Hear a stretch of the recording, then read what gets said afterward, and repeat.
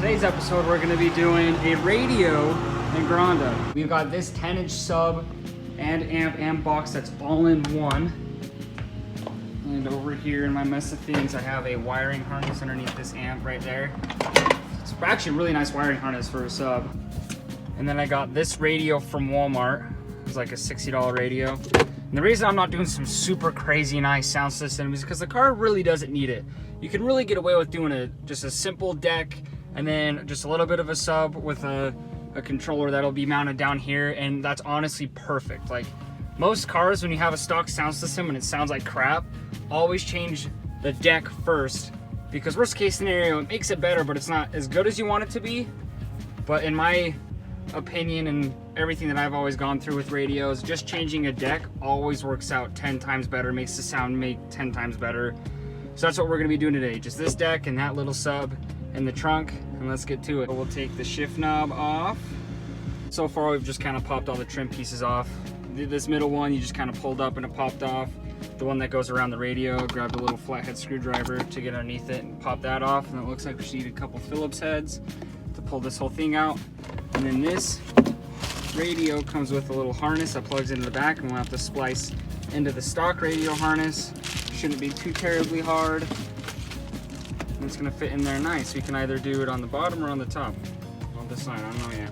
They gave me a continental map of the United States with the instructions. Look how freaking massive this thing is. We're making some progress, but these diagrams suck to try and read and figure out, but we're getting there. Well, we ended up blowing the clock room fuse, so we have the fuse in. We have the radio wired in. Let's see if she works. Oh, there we go. There we go, sweet. Well, it won't play any music. It turns on and it connects to my phone through Bluetooth or through the USB, but it won't play any music. And I've double checked all the wiring and I'm like 90% sure that I have it all right. It turned out that connecting the illumination switches to the speaker wires like the thing told me to, like the instructions told me to, actually caused it not to play any sound through the speaker. So I cut all the speaker wires for no reason to redo this all, just to find out I need to remove 2 wires, and that was it. So we figured it out now. Time to put it all back together and see if the radio works. All right, we got the radio rewired and it works. I already tested it. I can't really test it while I'm on the filming, but there was 2 wires for illumination that I was told to add into a positive and negative one of the speakers, and that's what ruined the whole circuit and made it not play any sound.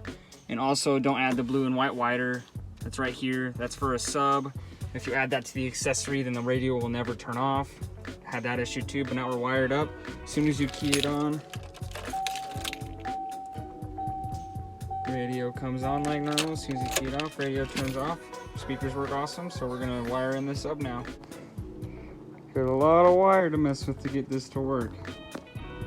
So the sub wasn't working, the power light wasn't coming on. We found that the fuse had like melted off the top. It's supposed to have a little gold thing right here, and that gold thing is like melted. So we're gonna go see if we can grab another fuse. So we got a new fuse in the power wire. The light came on red, but that was because I didn't have the ground on. As soon as I just touched the ground somewhere to metal, the light went green and it worked perfect. So now that we know the sub works, we're gonna start tucking all the wires back to the back and get this thing in. Got all the wires tucked to go behind the radio, underneath the dash, down this trim piece, down to there, all the way down. Probably see the, you see the green line right there, but it goes down to here, behind the seat, to right there. So now all we gotta do is connect everything up and it should be good to go. This is the last you'll see of my master of wiring. Got everything put back together. We still got some cleanup to do, but this sounds absolutely amazing. I did not think it was gonna sound this good, but holy crap, this thing sounds, it blew my expectations out of the water. So now we actually have everything thrown back together. And like I said, it absolutely blew my expectations out of the water.